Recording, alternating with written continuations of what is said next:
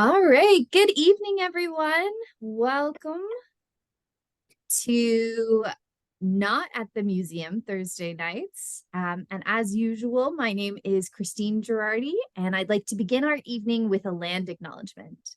So the Niagara region of Ontario is located on the traditional shared territory of the Anishinaabe, Haudenosaunee, and Chinootan peoples. The Chinootan people have called these lands home for thousands of years, and more recently, the Anishinaabe and Haudenosaunee have been sharing the land as one dish, one spoon treaty territory. Over the last 6 years, we have been bringing you the Coming Out Stories series, which have now evolved into the Living Out Stories. And as always, these evenings are designed for the 2S LGBTQ plus and straight communities alike. Each night, we welcome a different special guest to share their personal experiences of living out in their lives and communities. A quick bit of housekeeping. There will be an opportunity to ask questions at the end of the initial discussion. So please feel free to type your questions into the Q&A function if you're joining us on Zoom tonight. Or if you're joining us on Facebook Live, you can just write your question, right in the comment section, and I'll be monitoring that. And I will share it with our special guest for the evening. This program offers an open dialogue about gender and sexuality. Please note there may be references of a sexual nature during this conversation. And sadly, tonight brings us to our very last program of this series. Falynn Shaw has programmed these evenings with such thought, care, and inclusivity. And it has been my sincere pleasure to work with such a dedicated, community-driven partner. And with that, I want to welcome Falynn on for our very last Living Out Stories. Thank you so much, Christine. You're welcome. Thank you so much. Hello, everyone. Welcome to the series finale of Living Out Stories. I am so over the moon happy to announce that I have the wonderful Saidat from the Saidat Show. Say hello, Saidat.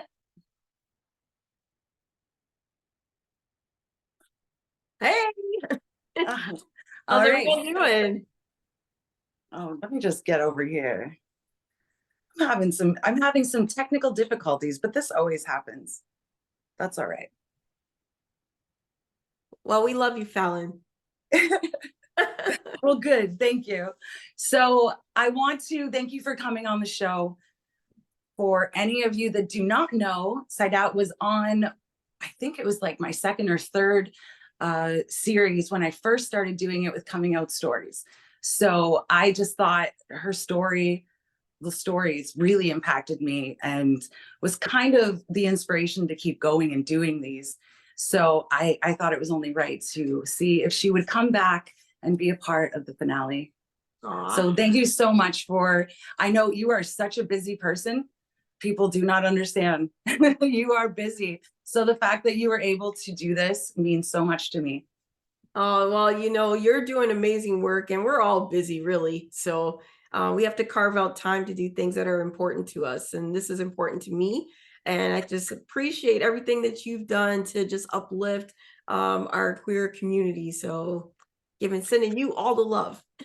Well, thank you so much. It's been an honor to be able to facilitate conversations that don't necessarily happen, with the audience that we have. We tend to have a mixture of people, so it's always nice. And when we did the show with you, we were live at the museum. So we were only able to reach the people in the museum, which was totally fine. But now we're going to have more of a reach.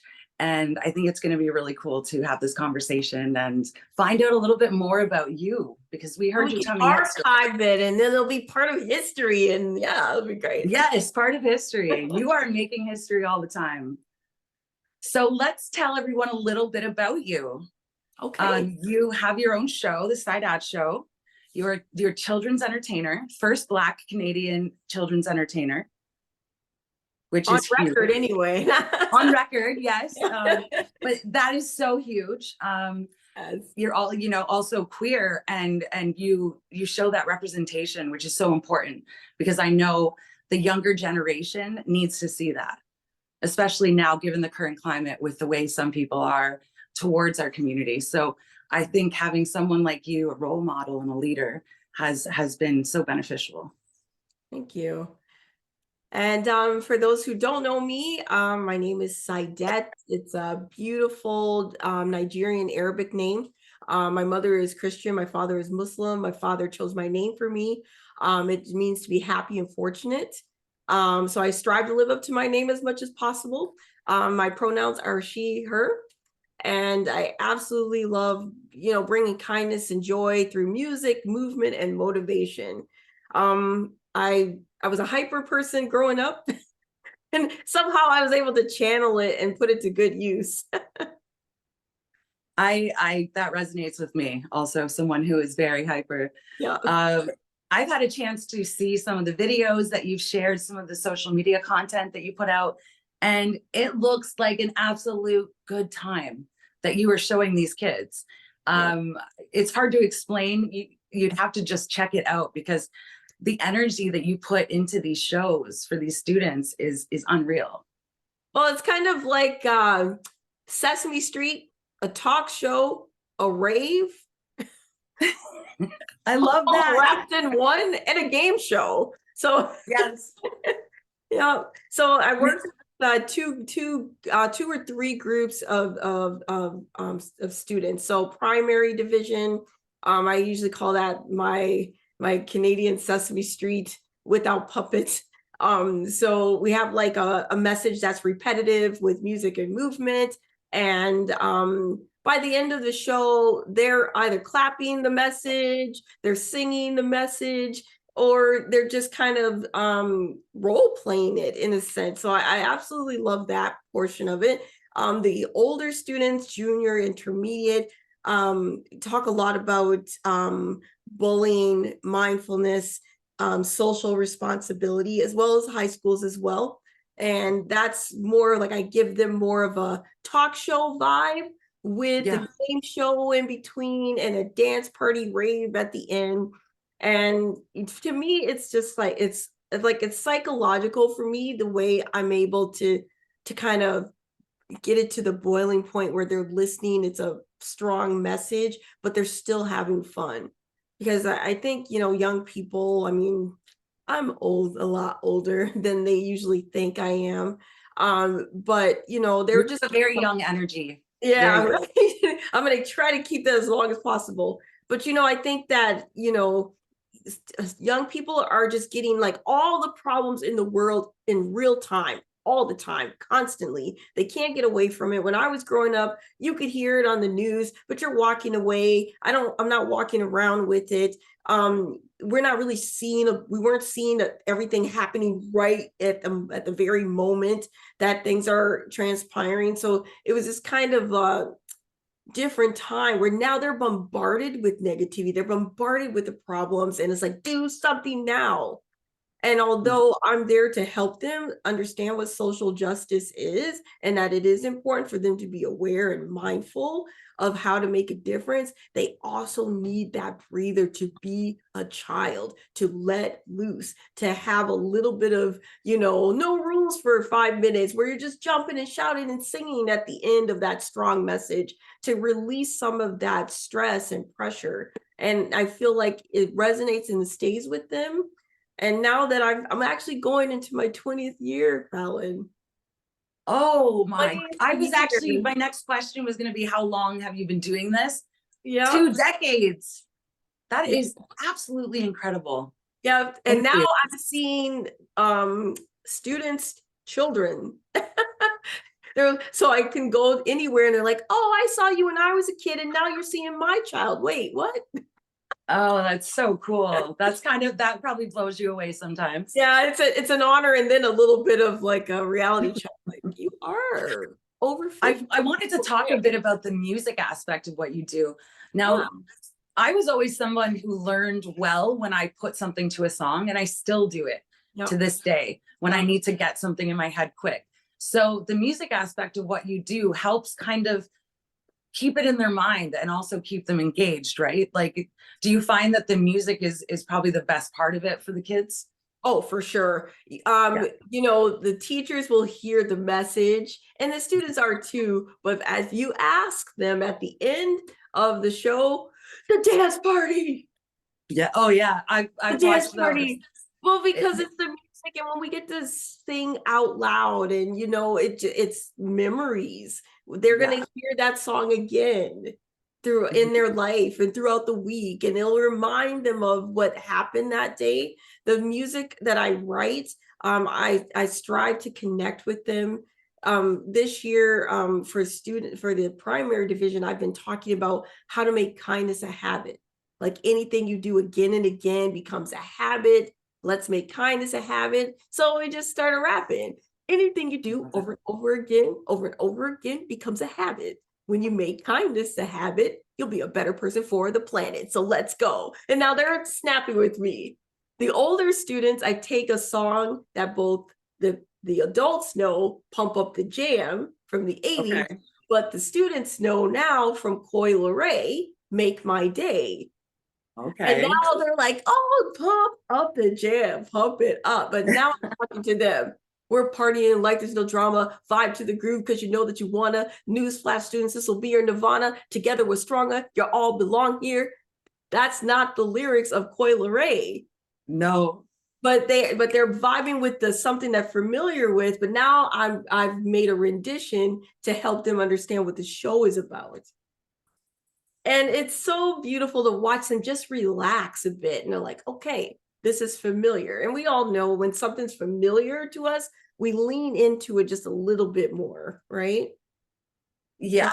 It makes you feel more comfortable if you maybe know like the melody or the beats, Yeah.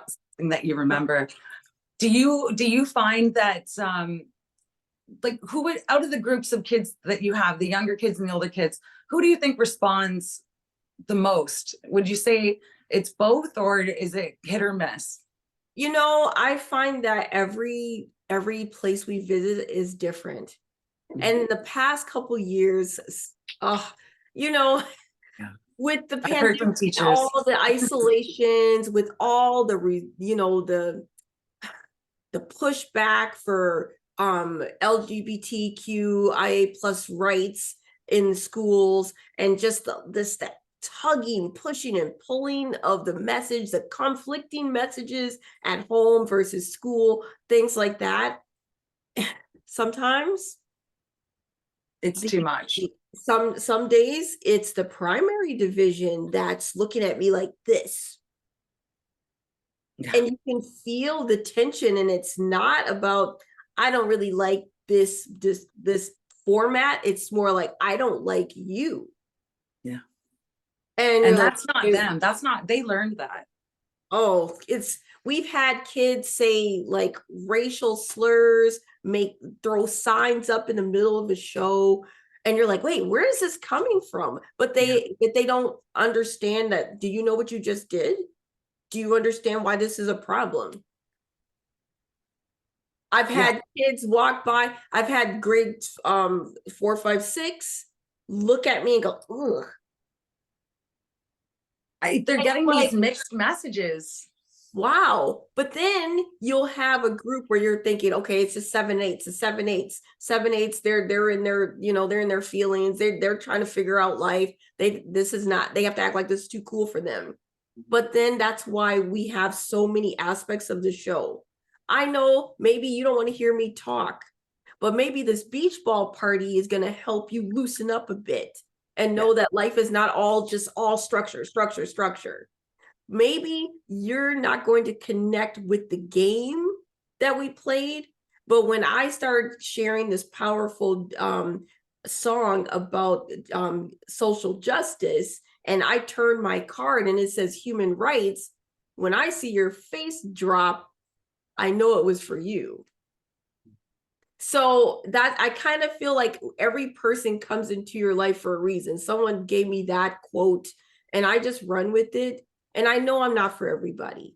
And that kind of took me a while, Falynn, because and even to this day, I have to actually talk to myself as I'm performing, because I know that maybe I'm resonating with some people I'm just too much. I'm hyper, it's loud, it's not the type of learning that they're accustomed to for 6.5 hours of the day. So whether their teacher didn't like how I'm sharing this information, which is transferring to their attitude, that happens sometimes, right? So I have to go, I'm here for a reason, even if the whole 7-8 group didn't like it, somebody did, one of them, and we get Even those. if it's just one. And Yeah. I've learned, and I've also learned to know my worth, because I used to try to prove myself. So if I see groups of sections of the school not enjoying it, all of a sudden I'm trying to work harder to be impressive. That doesn't work. Even though what you're doing is already impressive. Yeah, but you know how we all are. We just go, you gotta prove. Don't you see what I'm doing? Don't you see? Like, I'm trying. And it's like, I'm not for them. It's okay. And when I do that, I just find there's just more of that. They gravitate to that because now you're not trying to impress. I'm being authentic. And it's also helping me know my worth. Now, I have to also say that every day is a struggle, because you're always dealing with your own pride, your own emotions, and you got to talk to yourself like, okay, is this okay today? Why am I affected by this look today? Yesterday, it didn't mean a thing.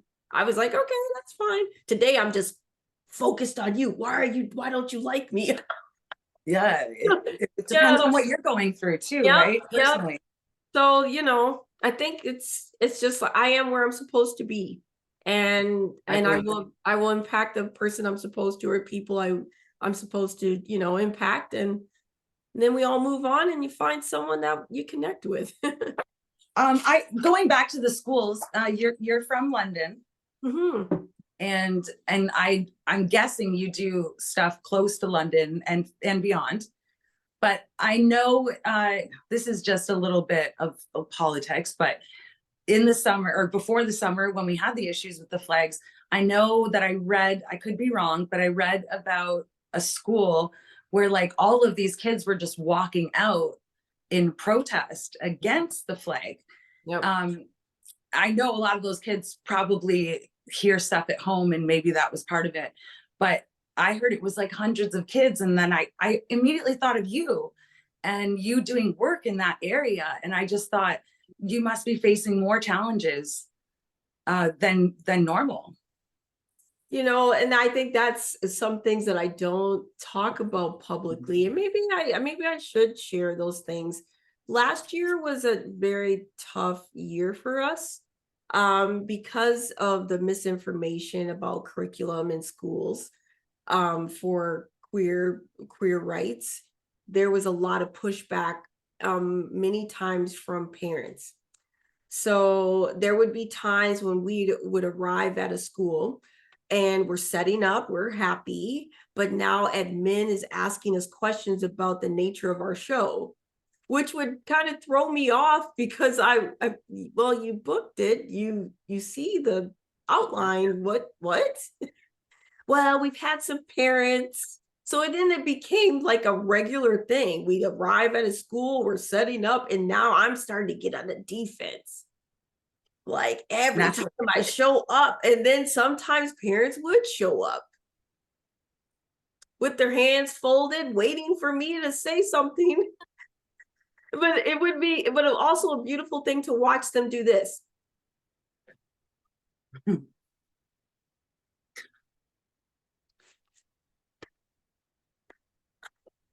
Right?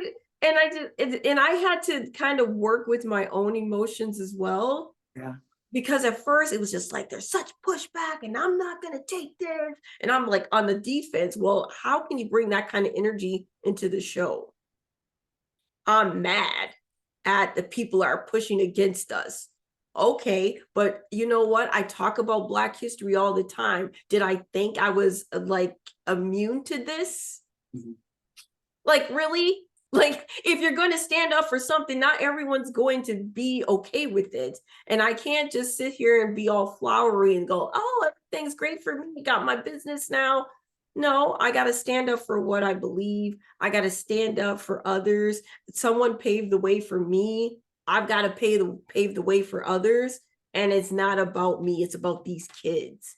Yeah. So if I can be in this space to help them know that someone's here and representation matters, and I will fight for you, and I'm going to continue to use my voice for you, come what may, it's going to make a difference in your life. It's going to pave a way for you not to have to deal with this when you're my age.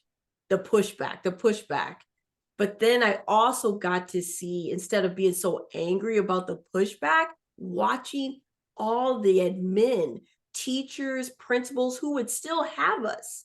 Because we know right now, with everything that's happening in the world right now, people say something, they go, this is what I believe, this is what I want, and now they're canceled. Now you can't get a gig. Now you can't do this. And people are losing because of their stand for what's right. So when I think about that, and I continue to work, because why? Because there were admin, although, yeah, they're asking questions, they're still standing up for what's right. They're still going, well, we're going to have Saidat. We're kind of nervous, but we're doing it. Okay, well, I can work with that. Right. Yeah. And so, like, I found that when I started looking at it different ways, it really helped me know that, I can come what may, all of our people who fought for our rights, and we're here with a beautiful space to be able to share openly. I got to do the same. We're still pushing forward. So yeah, it's so important to keep that attitude too, because when things do get really rough, you just think about why you're doing it. Yeah. Because it needs to be done. I mean, if you had come to my school, it probably would have done and be doing the same type of thing. It probably would have done a world of difference in my life. Yeah. So I know, even if you're facing those adversities with the people, if you keep it for the kids, you are making huge changes in those kids' lives and giving them that representation. Yeah. That they desperately need. We've had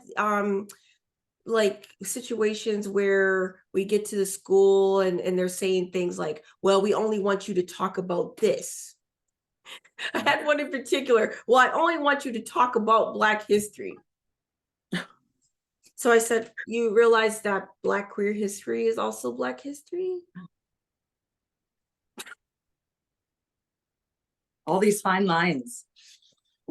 But then we're like, okay, let's work with this.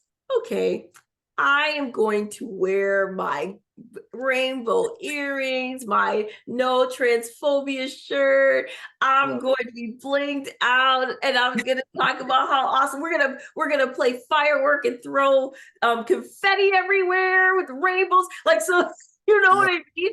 And then I was so upset about this comment. But when I walked into the school, guess what? Kids had decorated the gym all rainbows. Oh, ask for it.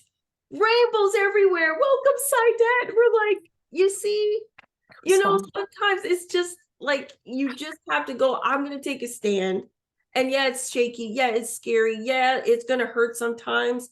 But the payoff of seeing kids know that they're loved, they can be safe with you, there is hope. That's what we got to do. So 20 years and counting now for me. And that's the beautiful part of it. I have another question. What was it that inspired you to work with children? Because I've heard you sing. I've watched some of the songs you've done. You've seen you perform. You were in performing arts, I'm guessing, as a kid, or loved it. Called church. Yeah. Oh, church. Yes. All the Black church. Yeah. So you were used to being on stage.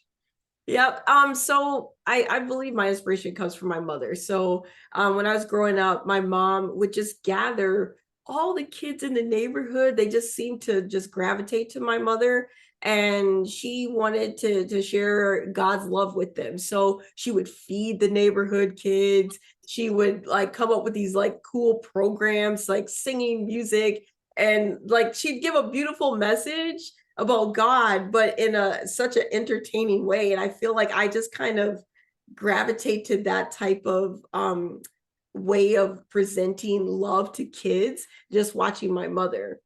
And so that was something that really just always stayed with me. And because I did grow up in the church, I felt like that was going to be my calling. So I went to Bible school to become a youth pastor, and I worked in the church for a while. And then I just decided like I wanted to get out of the church and talk to kids about life. And so that's where I began to find different ways to bring a beautiful message when it didn't have to be religious, right? Yeah. And then Mhm. also learning about myself and learning about my own spirituality really, kind of catapulted, the way I present now and the reasons why. For sure. You and I share that in common. I grew up in church as well. I did the singing, did the stuff, worked with youth. And that's, I believe, part of the reason that I wanted to do the things I've done, especially like doing a show like this. I just think it's so important for kids, adults, anyone to hear conversations like this because they don't every day. They hear a one-sided conversation or the media, what the media wants you to think. And I think hearing two queer women talk about what's going on is really important right now. Yeah. So Yeah. I love that you're sharing all of this with us. I think it would be great to find out a little bit more about you. So I still going with the show. Your partner is involved with your show. You've got dancers, you've got singers on your show. You've got like a whole entourage. Well, you would think I do. I am very thankful to have like different departments of our show. But the rock of the entire show is my fiance Christina. Oh my goodness. So 20 She's pretty amazing. She is pretty amazing. I started this 20 years ago, and for the first 10 years, I don't really think anyone was taking me seriously. Of course, I had some beautiful people in St. Thomas and even in the Thames Valley District School Board that really cared about my message and tried to help me push it forward. But I had a lot of inferiority complex, like you just feel imposter syndrome. That's what I mean. And I just never really knew how to present myself to the point where it's like, I'm confident in what I can do. So I would call schools way back in the day when you weren't using social media to promo ads, right? Yeah. I would call the school and the secretary answers, and secretaries of schools are kind of like the bodyguard, like they're just like blocking all calls, right? And so my voice was a little timid. Hi, my name is Saidat. And now they don't know what I'm talking about. What? Who? Saidat? Who? What? I have a show. We're not interested. Bam, So I dealt with that a lot. But Christina was able to, she has just like a way with words, a way with her personality, the people are just drawn to her. And then she's talking about, this is the best show you're ever gonna see. Like there's nobody else out there but her, right? But her attitude and belief in me kind of helped this grow to the point where we are now in demand, to the point where schools are calling and we don't have dates for them, and everybody's like, what? I used to cry about this. I'm sure you did. Like one day I just want to be booked like 3 months in advance. Well, we've surpassed that. Right. And so it's just incredible. I absolutely love that, she's been there when I didn't think this was going to continue to fly, or even when it started picking up and we were making I was making so many mistakes with just throwing money at things that I thought, if I throw all my money here, it's going to work. Yeah. No, it didn't. Sounds like your fiance is business savvy. Yes, for sure. And an amazing hype person for you. Yes. And she's the DJ. So by the end of the show, they're like, I would love, if you want, you can bring Christina on to say hello. Right? Yes. Well, she's not here. She's driving. She has a really cool car now, so she takes an opportunity to drive it when we're not in the SUV with all of our equipment. Oh, there you go. So the two of you are an amazing team. I'm happy that you're having success, and every school that gets to have you in there is lucky, Yeah. because I I'm just, from what I've seen on video, like it just looks like an amazing party. Yes, thank you. So let's talk a little bit more about family. So you are a mother as well. Yes. So we have two beautiful children, a 21-year-old son and a 24-year-old daughter. Definitely always learning and growing. They know all my mistakes and accomplishments. um, I feel that my children really helped me kind of craft the show. Our son is 21-year-old living with autism. He is nonverbal, and he, he loves music, and I will practice most of my material with him because he'll kind of give me that, this is really good. I'm engaged in this. Or if he doesn't like it at all, sometimes he'll even walk up to me and just like press my lips together. I mean, be quiet. Stop it. He Don't gives sing he that gives you song. that honest, super honest Yep. opinion. So like, okay, thank you for your critique. I'll think about that. So yeah, they're kind of the inspiration for a lot of the things that we do. I find that even the way we approach students with exceptionalities in our show is because of what we live at home, right? And we'll have like EAs like in tears sometimes, like this is the first time our students have been um, part of this type of program where they were welcome instead of pushed to the side. You don't mind if they're up front with you. You'll even hold their hand and let them be part of the show with you. You're gonna make me cry. Yeah, and it's like, but and you feel like, and they think, oh, this is so like genius, but it's sometimes when you're living the when you're living situations, you're more compassionate, empathetic, and it just comes naturally. And that's how it feels for us. It's like, oh, the kids are making noise. Why is that a problem, everybody? Let's invite our students here and let the students know that everyone is welcome here. Last week in particular, we had this young student. The EA was like, no, I don't know if they're going to want to be part of this game that we were playing. So this year for our show, can I explain that one? Is that okay? Yeah, Okay. absolutely. So we have this game that we're playing with the grades 4 through 8 students, where we take Nick Cannon's show Wild and Out and flip it. And instead of insults being shared, team against team, we have compliments being showered down, right? So we had a particular student who became part of the blue team.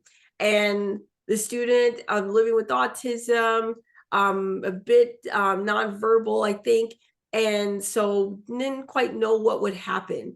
Well, we gave the student the mic, and the student started singing a song, and at first we didn't know what it was because we couldn't really understand what they were saying. Well, after a while, we all picked up that the student was singing, "What Does the Fox Say?" Oh, So 300 students are singing, "What Does the Fox Say?" And this student is like really excited. And like, I still like tear up about it because it became such a beautiful moment. And then during our dance party, KZ downloaded the song and then played it for everybody. And they made a big circle around the student and cheering them on. Oh, and that's what it's all about. When we begin to notice people, yes. we realize we have so much in common. And then we put those differences aside and celebrate just humanity. And that's where we can now go, how can I support you? Because now I see you, and that's just basically, we want that message in real time, like authentic learning, as one of the teachers that I admire says, like authentic learning is so important. Kids need to have hands-on learning, and this is how you do it, right? Super important. And it's important for some of those kids that don't necessarily feel seen to feel seen. Yep. That is such a beautiful story. No, I'm so glad you shared that. I was actually going to lead into like, do you have any special memories? So that was kind of perfect. Is there any other story that stands out to you that you want to share? Hmm. Something that's impacted, you know, you and what you do? Well, Christina and I feel like, as I said before, like representation matters. And sometimes when, you know, communities that are so against, queer rights, and they don't want to talk about anything that has to do with like pronouns and gender identity, and they're so like frustrated about these things, it's wonderful to start bringing it as this is normal, this is life, this is humanity. And it doesn't have to always be, here are two queer people working. Here are two people working. And look at how much you're gaining from them. Oh, they happen to be a couple. Oh, okay. Do you know how like easy flowing it is for kids when we're just doing what we do? And then they go, okay, so how long have you all known each other? And we know that where this is going, because now they're starting to kind of sense something. Yes. So how long have you known each other? Oh, a very long time. KZ actually started as my DJ. Oh, okay. So where do you all live? London. Do you all live together? Kids and their questions. And you're like, yes. Oh, okay. Are you married? Not yet. Oh, and then they go, that's cool. Yeah, because most kids don't care. And guess what the next question is? Okay, so what school are you going to tomorrow? Like, you know what I mean? And it's like, sometimes if we could just get people to see humanity, see what this is. It's not always about we're not getting into heavy conversations about your beliefs and mine. We're talking about let's work together. Let's exist. Yeah. Yeah. And I think that's just beautiful. Like, we're starting to even find that schools are having us, because a lot of times, and interesting, sometimes you have to wonder why people think the way they do. But I mean, I think it's just all of us. We're always learning. Yes. I don't have to go to a school just during Black History Month. No, I was going to ask you, like, I know that you do incorporate Black history into it. And you don't just do that in February, because Black history is all year long, right? Yeah. So can you tell me a little bit about what you do for that? I know you even like sell some merchandise and stuff. We'll make sure we let people know like where they can go to check out your website. Yes. But yeah, tell me a little bit about what you do for the Black history, because I think that's super important to be putting in with everything. Yeah. Kids understand. Yeah, I love it. So we love that we're able to be that representation to talk about Black history, but the goal is to move beyond going, we talked about that, and now let's forget about it for 11 months, right? So it's like, this is part of our history, because I have this tagline that Black Canadian history is world history. And then we even snap about it. Black Canadian history is world history. And it's all year long. Yeah. Well, during the pandemic, I wanted to give a video series to schools as a resource, but only talk about Canadian history. And with research, sometimes you only have this like top 10 that you can see like right away, but you really have to start digging deeper in the rich Black history here. Is then, for me being from the United States, I was just amazed. Like, what? Do you realize that the civil rights movement started here like 7 years before the US in Dresden, Ontario? Yeah. Why are we not talking about this? But you have to dig for that stuff. Yeah. It's not general knowledge. Yeah. And so it was so beautiful to be able to dive deep into that and share it with students in an engaging way, and not just giving them facts about history and making a theme out of it.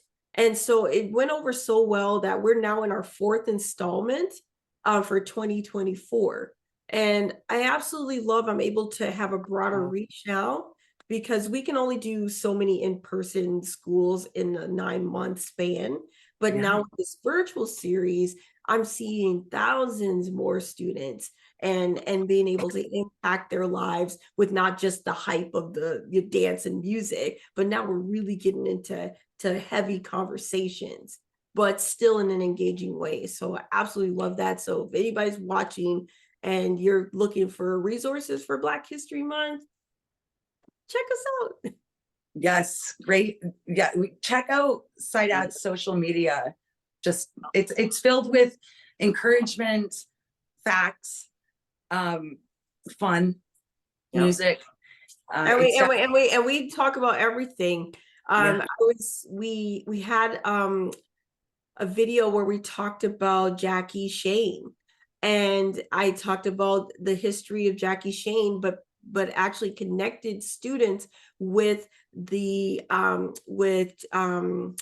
with an incredible artist in Montreal who has a record label for trans artists.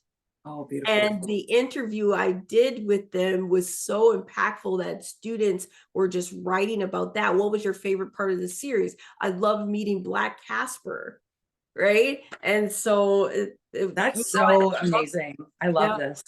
Yeah. So when you think about everything that you're doing and the type of impact that you make, this is a bigger question. Yeah. What does that make you feel like? How do you feel knowing that what you do makes this? Like, that's a big thing. And it's also it's a responsibility that's on your shoulders. Yeah. Because you're out there as a role model, and you're just trying to make sure that everybody can exist together. So what about that makes it so you are able to do this every day? Because I know I don't wake up every day feeling amazing. And if you're out, 5 days a week doing these schools, what is it that gets you out of bed and gets you doing this?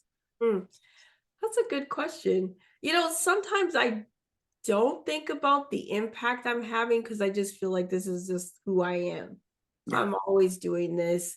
Saidat, you're such an inspiration. And I'm like, am I? Because I kind of wake up like this going, hey, let's make everybody happy. Some days I'm not happy, but it's okay.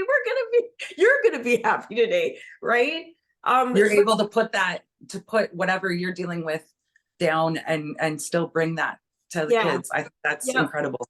Yeah, but I'm also learning my boundaries, because sometimes when we have people in our communities that just give, they don't realize that sometimes they are suffering. And sometimes you got to feel like, all right, I'm giving what I can, but then I also have to know when I need to replenish, right? And so when I think about the impact I have, I know that students are I'm in their life for a reason. And sometimes when I think about the work that I do, I know that maybe what I said today may resonate with one student for years, but maybe I was just there for that very moment that student just was having the worst day, or they just felt like no one cared. And although I may not have a lasting impact on them, I contributed to the other things that will happen along the way to help them be a stronger person. So I think sometimes we are always thinking of that longevity of making a difference, when sometimes we need to think about that moment. And I kind of feel like I'm like that. I'm that moment that you'll never forget. I may not be impactful, but I lifted your spirits for that moment. And maybe that was enough to carry you through that hard time today. But now someone else is going to pick that up and help you get through the next day. That's your teacher, that's your social worker, that's your coach, that's the person online. And because we're all in your life for a reason, and we're all planting seeds or watering or digging up some weeds for you, or, trimming it to help you grow into this beautiful being that you will be in the future. And so maybe I'm there for the moment. And I think that's the most important thing for me that I feel that impacts, my everyday work, is I'm there for that moment. And that moment is to make you know that you're needed, you're valued, you're loved. Whether it's through my song, whether it's through KZ playing your favorite song, or whether it was watching us talk about world problems and showing you that you can be socially responsible with your words and actions and make a difference in somebody else's life. Maybe I inspired you to be nice to someone who forgets about me but remembers what you did. So it's all connected, I think. You exude love and life and all of that, and I think that that's so important. I just love that you chose to work with kids because they need it. I think They they chose definitely need me. it. Yes, there you go. They Yeah. chose you. So that's all the time that we have, but this is not over. We're going to do a little Q&A. So if you are interested in asking Saidat any questions, please feel free to fill it out in the comment section, and then Christine's going to come back and she is going to help us ask those questions. Thank you so much. Hi, Christine.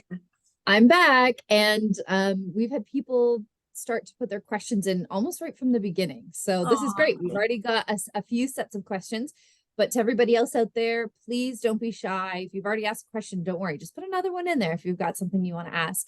So the first one is, I'd like to say it's amazing what you have done. Do you consider doing your own TV show? Oh, well, I would love that. I approached a couple of networks before the pandemic. Didn't get the best response, but I'll never give up. I also had a TV show for on Rogers, London Rogers channel, and that was cool. So yeah, not yet is the answer, but I will do. I'm thinking about that. That'd be awesome. You'd be pretty good going global, I think. I think it would be. I would love that. I think it would be beneficial to the whole world. Yes. And I think you already have a presence on YouTube as well. Yes. So people could go check you out on YouTube in the meantime while they're waiting for the, for the CBC deal to come through or whatever. Yeah, there we go. I was gonna say, who watches TV anymore? Right? I my goodness. Phone. I watch my phone and I watch movies. So as long as you're on people's phones and screens, you are there. Yeah. All right. And our next question is, do you ever do shows in the Niagara area? Yes, but we would love to visit more schools in that area. So please spread the word. Every year we work with the Niagara River Lions. We do a school day. I host that with the team. That's always exciting. But yeah, we'd love to be in more schools in that area. Awesome. For sure. Have to see if I can get you to get into my kids' school. Yeah. And then our last question for now here is, have you ever done your presentation for parents or other adult groups? Yes. I have to say that they make me nervous, but I do hold presentations. I'm always more nervous and not as like, but yeah, but I do hold workshops for parents and teachers. And I have a question, if I could ask one of my own. Do you have any pre-show rituals or routines to get you in the right frame of mind? And well, I mean, it's pretty clear that you live at an energy level of a little bit higher than that average person. Yes. So maybe you don't need to pump yourself up necessarily, but yes, I do. What do you do? How do you get there? Well, first off, we have like an extensive setup. So I get a big warm up, like putting up the speakers and the 20-foot wall and the inflating 10 beach balls. And yeah, so I do that. But I also, I have a vocal coach that's really helped me prepare for my performances. So I do a lot of breathing exercises, a lot of just, runs of, the scale for like making sure my voice is in tune, and stretching. And then I always say, I got this. I'm smart. Right. I'm good looking. This world loves me. I say that a lot before the show. Self-talk. Yeah. Self-talk is so important. Yeah. And then just really visualizing why I'm there. This year I've really been focused on how tired teachers must be, you know, and they've been through a lot. Sometimes when I walk out and say hi, you can see that sometimes that disconnect, and you just know like they deal with a lot for 6.5 hours a day. I'm taking an hour of their time, and hopefully they feel a little refreshed too, right? And so sometimes I just focus on like who needs this right now. Right now, I think it's the teachers. So pump up the jam, pump it up. So so this year we've given teachers foam glow sticks when we start our dance party. It's Awesome. so awesome watching the teachers like Oh, yeah, I love that. yeah. The vibe must be unreal, honestly. Yeah, love it. So yeah, so that's kind of like why am I here? Talking to myself, trying not to get in my head when things don't go right, and just have fun. Need more fun. Yeah, that's great. And maybe one last question is, what advice would you give to other young performers? Yes. Try to talk to someone about your vision. And although some people may give you advice where you feel like it's discouraging, actually listen to it. Because sometimes they're giving you sound advice. And if you just kind of take what works for you, it'll help you move forward faster. If I would have listened to someone tell me, have a business plan before you just go out there and jump into a dream, it would have helped. That's very good advice. If I would have listened instead of go, dreams, just no, doesn't quite work that way all the time. So always find like that person that's almost a person that's going, you really want to do that? That's not always a negative thing.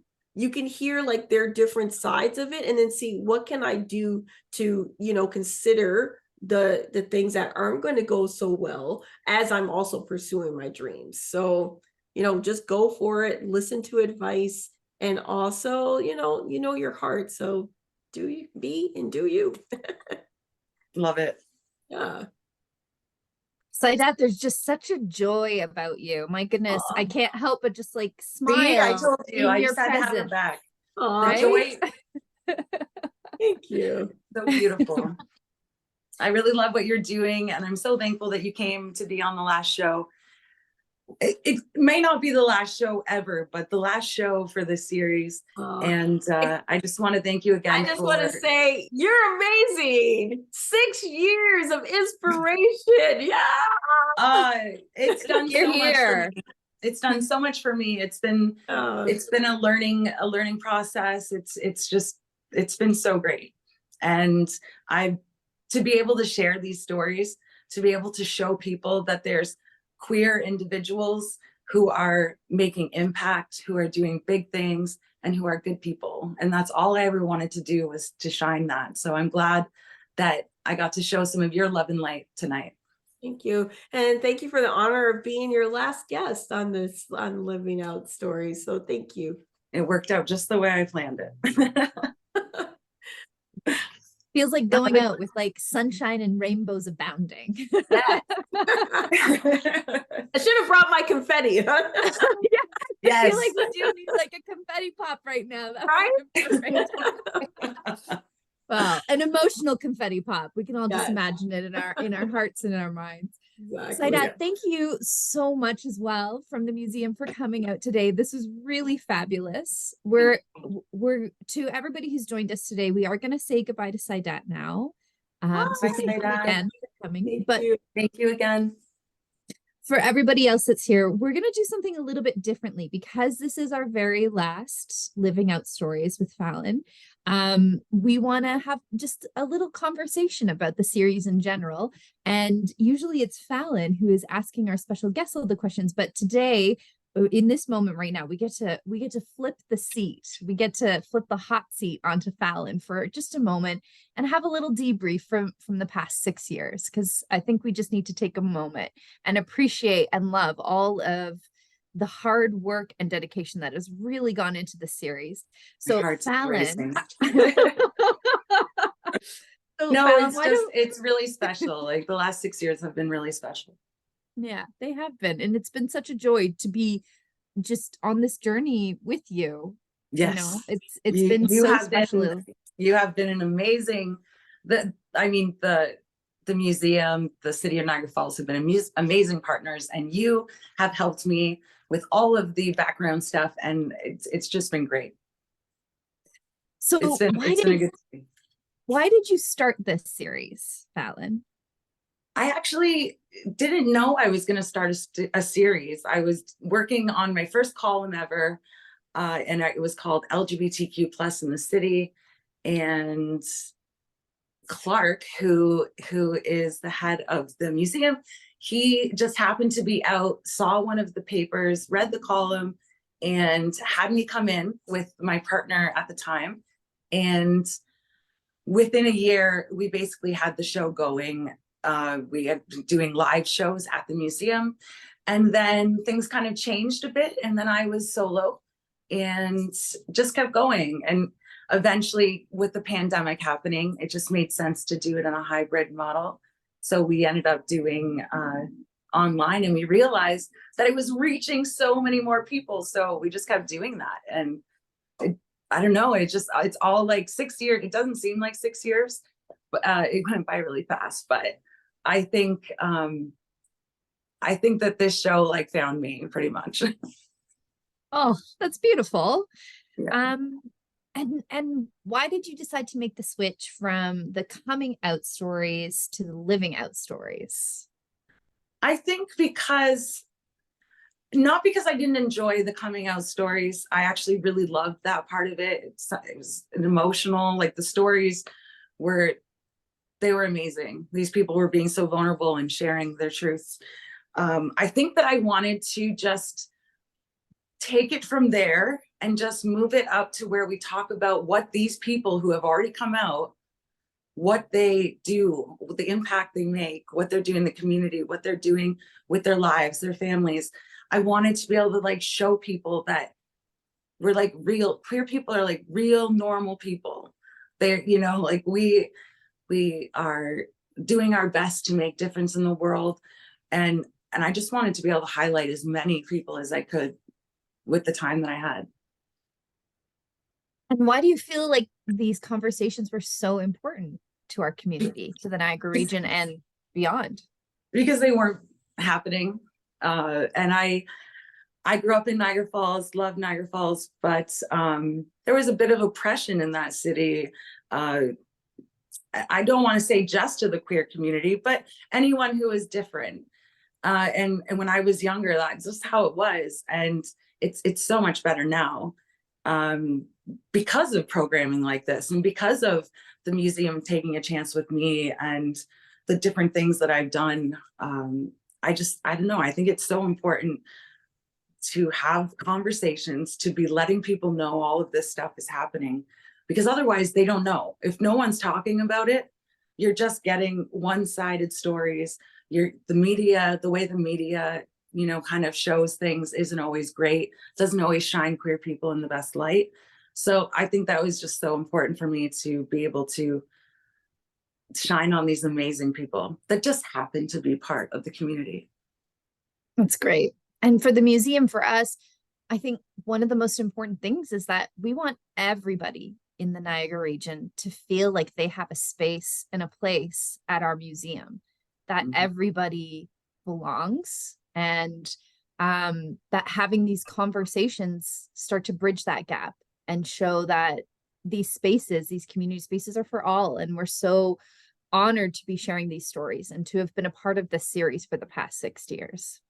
Yeah, and And I just wanted to say one thing. I was just so happy that we were able to, this wasn't just a show for gay people. When we talked about doing this show, my target audience was not just queer people. I wanted straight people in there. I wanted them to understand too. I wanted them to be part of the conversation. So that was really important for me. And it happened. for sure.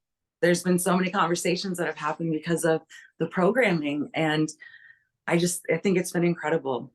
I'm thankful that the museum allowed me to just go with this. Well, the feeling is definitely mutual from us as well.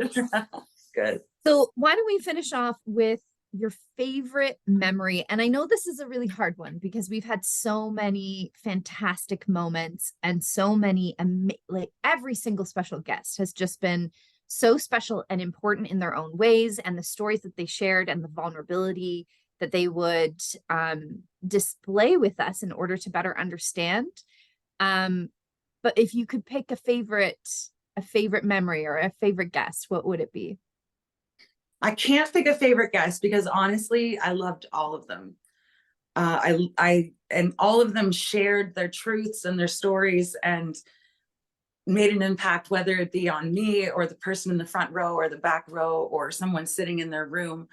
I don't know. I don't know if I can pick a favorite time. I think I can give you a couple instances of what I thought were amazing. And Saidat was one of them when she started singing when we were doing the live shows. And she started singing a song and I had goosebumps on goosebumps.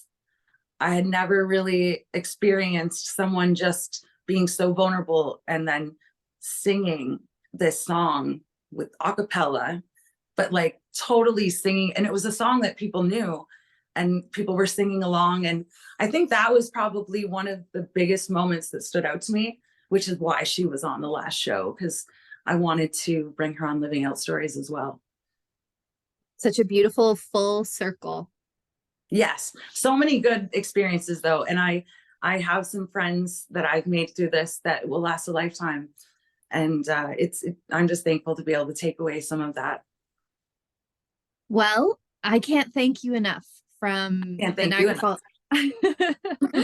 from the Niagara Falls Museum, from the whole family at the museum, and the Niagara community beyond. Thank you so much for sharing your love with us, for sharing your talents as an interviewer, and for choosing the best possible individuals to come and share their stories. It's been an amazing, transformative 6 years working with you. It's been, I wouldn't be Falynn Shaw if I didn't have one more thing to say. To all of you that are watching, and to people that have watched the other shows, to people that have shared this, you mean so much to me. I'm talking to you. You mean so much to me. You are so special. You make a difference. And thank you for being a part of this ride. Well, I don't think there's anything else to say after that. No. Thank you everyone so much for coming out tonight, and for everyone watching this later on our YouTube channel. Have a great night. Bye.